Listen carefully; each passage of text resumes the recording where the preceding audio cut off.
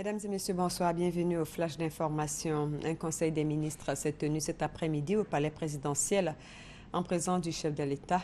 Le président de la République a procédé ce mercredi à un réaménagement du gouvernement et à une nomination à la présidence de la République.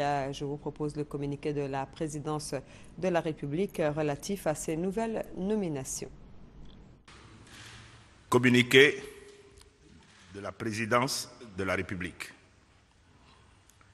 Le président de la République, son Excellence M. Alassane Ouattara, a procédé ce mercredi 13 mai 2015 à un réaménagement du gouvernement et à une nomination à la présidence de la République.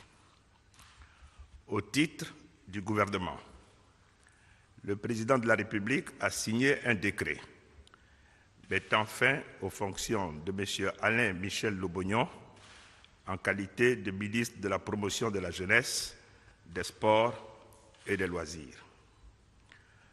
Par ailleurs, sur proposition du Premier ministre, chef du gouvernement, le président de la République a signé des décrets portant nomination de membres du gouvernement. Ainsi sont nommés ministre du Commerce, M. Jean-Louis Billon, ministre des Sports et des Loisirs, M. François Albert Abichan, ministre de l'Entrepreneuriat national, de la promotion des PME et de l'artisanat, M. Anzoumana Moutaye. Au titre de la présidence de la République, le président de la République a signé un décret portant nomination de M. Sidi Touré en qualité de ministre délégué auprès du président de la République, chargé de la promotion de la jeunesse et de l'emploi des jeunes. Fait à Abidjan le 13 mai 2015. Je vous remercie. Voilà, nous y reviendrons dans notre édition de 20h. La Direction générale du budget et des finances est soucieuse de la qualité des rapports entre l'État et le secteur privé. Sous l'impulsion du ministère en charge du budget, cette direction met à la disposition des opérateurs économiques la cellule d'information des opérateurs économiques, une structure chargée de donner la bonne information aux partenaires de l'État pour assurer une gestion efficace de l'enveloppe de 2391 milliards consacrée à la commande publique cette année. La cellule d'information est officiellement opérationnelle depuis hier mardi. Adama Kone était à la cérémonie d'installation. Son reportage complet dans notre édition de 20h. Et puis à l'initiative du Centre africain d'expertise en gouvernance des organisations, plusieurs organisations du secteur privé ont travaillé pour élaborer et valider le Code ivoirien de gouvernance d'entreprise afin de faire évoluer les bonnes pratiques de gouvernance d'entreprise en Côte d'Ivoire. Le Centre africain d'expertise en gouvernance des organisations et un cabinet ont réalisé au cours de l'année 2013 une étude sur les pratiques en Côte d'Ivoire. Le résultat contenu dans un rapport a été rendu public mardi au cours d'une conférence de presse à Cocody.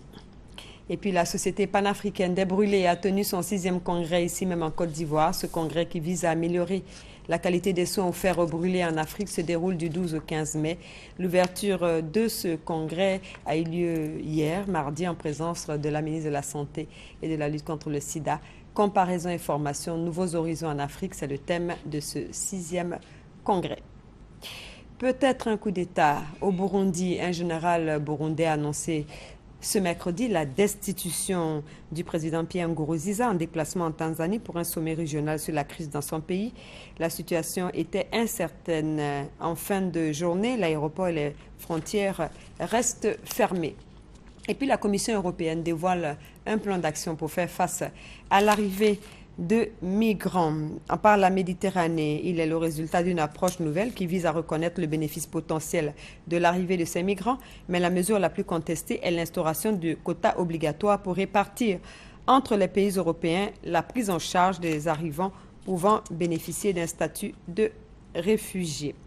Et puis cette catastrophe aux États-Unis, un train a déraillé en Philadelphie. Le bilan est d'au moins 6 morts. Selon le maire Michael Nutter, l'accident a fait également une cinquantaine de blessés. 6 blessés sont dans un état critique. Ce train de la compagnie Amtrak faisait la liaison entre New York et Washington avec 240 passagers à bord.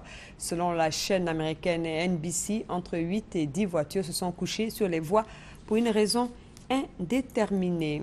Et puis, la CGCI, la Confédération générale des entreprises de Côte d'Ivoire, avec le concours de l'agence de notation Bloomfield Investment, a conçu un outil pour jauger la performance des entreprises de Côte d'Ivoire. Que regroupe cet indice? Quelle est la périodicité de sa diffusion? Qui sont les destinataires de cet indice? Un dossier de Noël Niagno Sakalou dans notre édition de 20h. On se retrouve donc à 20h pour un point complet de l'actualité.